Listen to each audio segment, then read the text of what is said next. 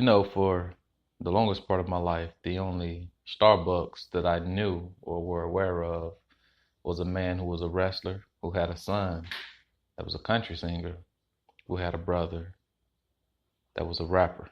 I am happy to join with you today. Once you change your philosophy, you change your thought pattern. I love America. I love everybody. Do what this white here can do more.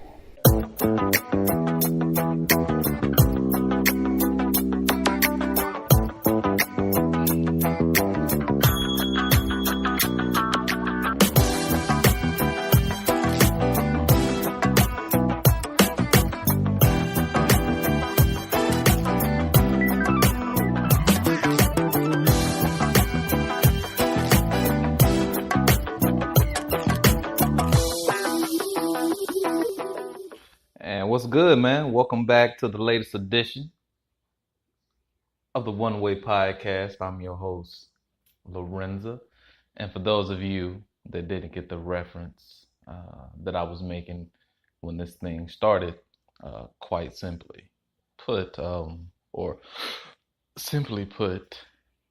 Starbucks I was referring to just happened to be a family that I grew up around called the Stancils. The father was indeed a wrestler who did wrestle against the likes of Ric Flair. He has at least one video on YouTube. He had a son that was a country singer, ran with a duo. It was part of a duo called Buck and Duke. That was amazing. And also their youngest son, who is a good friend of mine that I grew up with. He was a rapper, called himself Beeman. We called him Beeman, Willie Beeman, and all that good stuff. But those were the original Starbucks that I was aware of long before I knew what coffee could do for you and do to you. But all that aside, we're here to talk about America. I was gonna say we're here to talk about Starbucks, but I mean, is what happened at Starbucks not part of what happens in everyday America? It absolutely, positively is. We have some traditions in this country that we don't always acknowledge every time we see them and every time they start to happen and every time people begin to participate in these said traditions. Christmas is a tradition.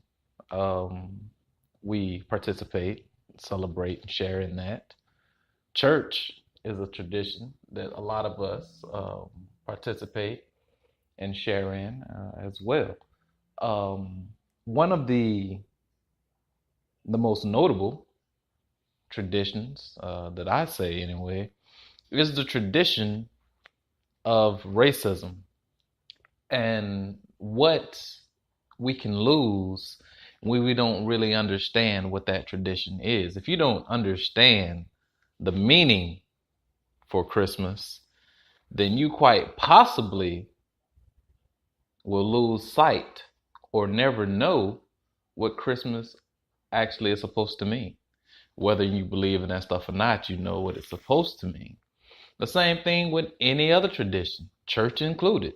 If you know why you're here, you know how this started, you can understand where it left and where it is.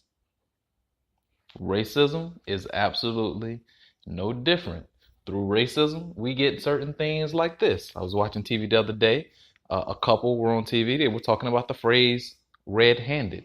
When you think caught red-handed, you instantly think thief.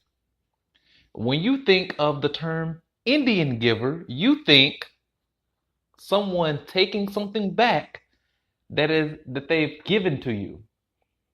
Quite possibly an Indian giver would have been something that was created when people in America, the Americans, started taking land from the indigenous people. And when those indigenous people were trying to get that land back, quite frankly, you were called an Indian giver. If you were trying to get something back that belonged to you and you were caught, Indians considered the red man, you were called red-handed. All that shit, I caught you red-handed. Indian giver. All of that stuff comes from derogatory meanings. So it surprised me not when I was watching basketball the other day, right before the regular season ended, and I saw this clip of Russell Westbrook, and I heard the announcer state that Russell Westbrook. I always say that like Wascally Wabbit. Like I feel like Elmer Fudd when I say Russell Westbrook sometimes because it always turns into Russell Westbrook. But when he was playing the other day, man, he's playing outside basketball. The guy said he was out of his cotton picking mind. And obviously, a guy like me, I'm gonna hear that, and I'm also gonna see it posted on social media. I'm gonna get into the conversation that people are having that asks whether or not it's a racist saying. And hell yeah, it's a racist saying. There's no way to get around that comes from racism.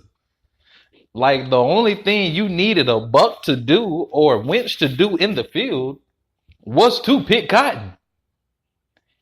Anytime they would try to get a break or do something different, they were out of their cotton picking minds because cotton picking was all that they know or knew. Cotton picking. It's not okay to say Russell Westbrook is out of his cotton picking mind.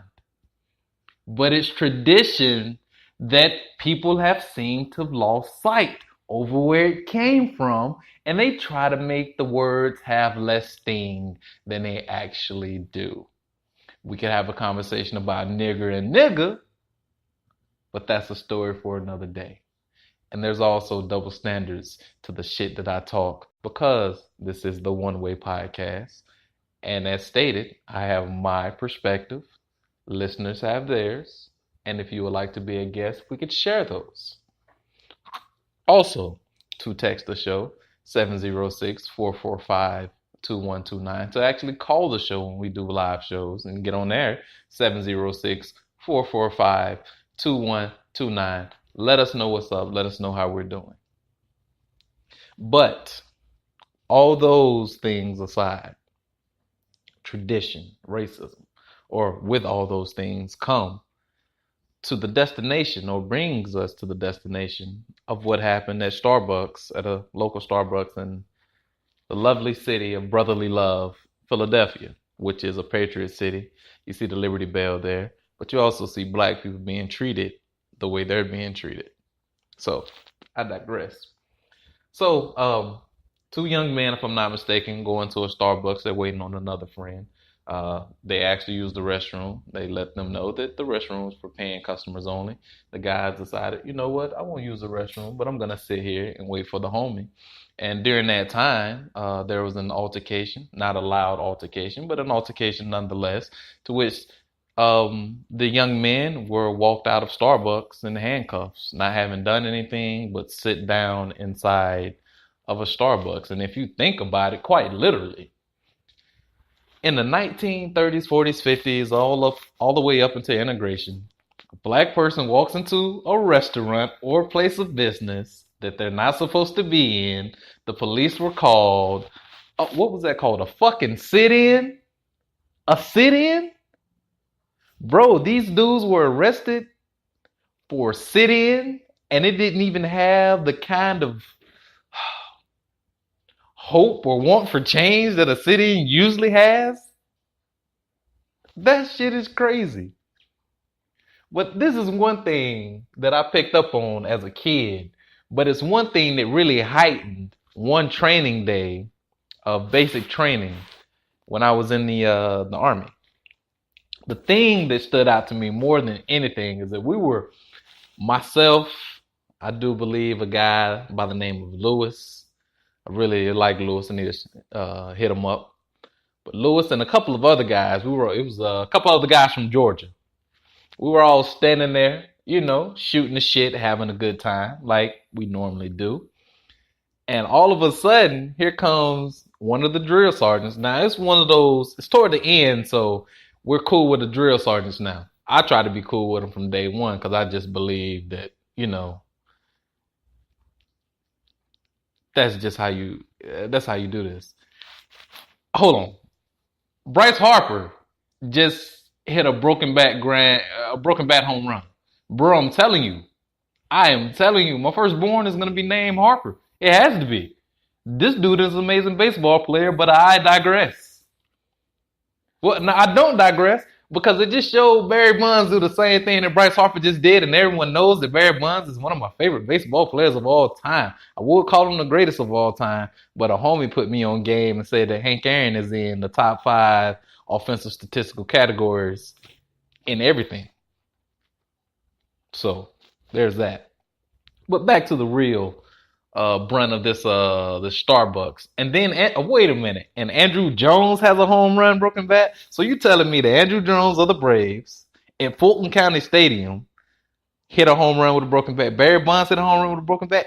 And Bryce Harper, look, I'm sold. Bryce Harper, go baseball. Love the game. Love it, love it, love it. But yeah, back to this this racist shit. You talk when we're talking about America here, so it's okay to mention, and then they're gonna show Justin Upton who was with the Braves. I'm gonna cut the TV off. I'm cutting it off right now. But talking about baseball, we're talking about racism, we're talking about apple pie, we're talking about America. But altercation happened. You know what I'm saying? These guys laid out in handcuffs, and it just reminded me of the time where standing there with 4 other guys. We were all black, and a black drill sergeant walks up to us, and the first thing I said to him was, "Oh man, too many black people standing in one place not doing anything." He had a real nice laugh about it. You know what I'm saying? We both had real nice laughs about it because it was hilarious.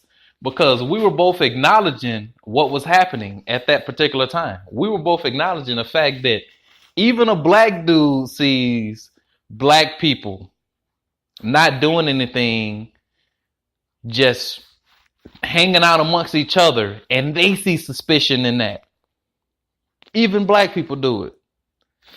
What happened at Starbucks is just part of America, and not buying coffee ain't gonna do shit.